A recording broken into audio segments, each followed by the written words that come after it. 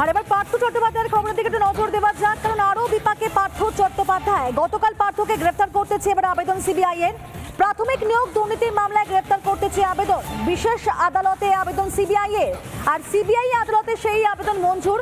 আজই পার্থকে আদালতে পেশ করা হবে, আদালতে তোলা হবে। একই সঙ্গে অয়নশীলকেও আমরা কারণ দেখেছি যে অনুব্রত থেকে মানিক ভট্টাচার্য কেন্দ্রীয় তদন্তকারী সংস্থার হাতে যে সকল হেভি ওয়েটসরা গ্রেফতার হয়েছিলেন তারা অনেকে কিন্তু সদ্য জামিনে মুক্ত হয়েছেন এবং সেখানে প্রশ্ন উঠছিল তাহলে কি এবার পালা পার্থ চট্টোপাধ্যায়। কিন্তু এই জল্পনার মধ্যে প্রকাশ্যে এলো বড় খবর, এবার প্রাথমিক নিয়োগ দুর্নীতির মামলায় পার্থকে গ্রেফতার করতে চায় সিবিআই আধিকারিকরা। আর ঠিক অন্যদিকে আবার আপনাদেরকে জানাবো আরো একটি ব্রেকিং নিউজ আপনাদের সামনে। অন্যদিকে জামিনের আবেদন আবার পার্থ চ্যাটার্জির।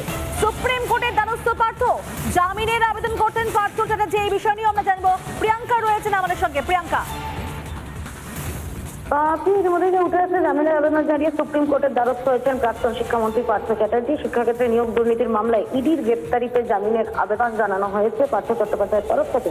সব পক্ষকে নোটিশ সার্ভ করার নির্দেশ বিচারপতি সূর্যকান্ত ডিভিশন বেঞ্চের। শুধুমাত্র তাই নয়, প্রসঙ্গত বলে রাখা প্রয়োজন, ইতিমধ্যে শিক্ষাক্ষেত্রে নিয়োগ দুর্নীতির যে মামলা অর্থাৎ এসএসসিতে যে পার্থ চট্টোপাধ্যায়কে গ্রেপ্তার করা হয়েছিল সেই মামলায় সিবিআই গ্রেপ্তারিতে জামিনের আবেদন জানিয়ে হাইকোর্টের দ্বারস্থ হয়েছিলেন পার্থ চট্টোপাধ্যায়। সেই মামলায় শুনানি চলছে এই মুহূর্তে কলকাতা হাইকোর্টে এবং তারপরেই আজ ইডির গ্রেপ্তারিতে এবার সুপ্রিম কোর্টের দ্বারস্থ হয়েছেন জামিনের আবেদন জানিয়ে প্রাক্তন শিক্ষামন্ত্রী পিয়ুষ।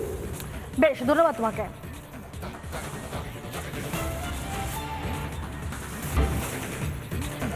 ডিভিসি নিয়ে এবার হাইকোর্টে অধীর রঞ্জন চৌধুরী মামলা দায়েরের অনুমতি চেয়ে তার আবেদন। আমরা বিস্তারিত জানবো প্রিয়াঙ্কার কাছ থেকে। প্রিয়াঙ্কা,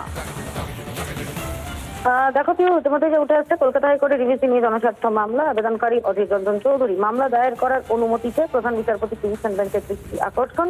এখনই মামলা দায়ের করার অনুমতি দিলেন না প্রধান বিচারপতি ডিভিশন বেঞ্চ।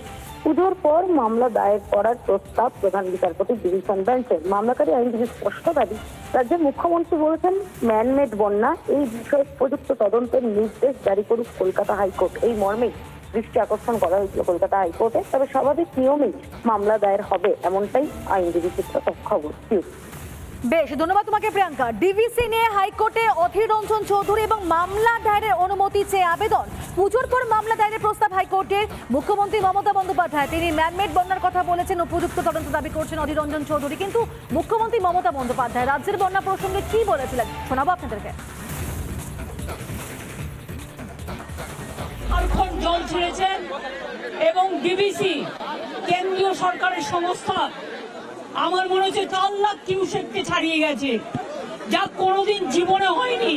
পুরো চক্রান্ত, মানে এটা পূর্ব পরিকল্পিত এবং এটা পরিকল্পিত বন্যা। এটা আমাদের বৃষ্টির জলে বন্যা নয়, বৃষ্টি হয়েছে 3-4 দিন, কিন্তু এটা ম্যানমেড ফ্ল্যাড।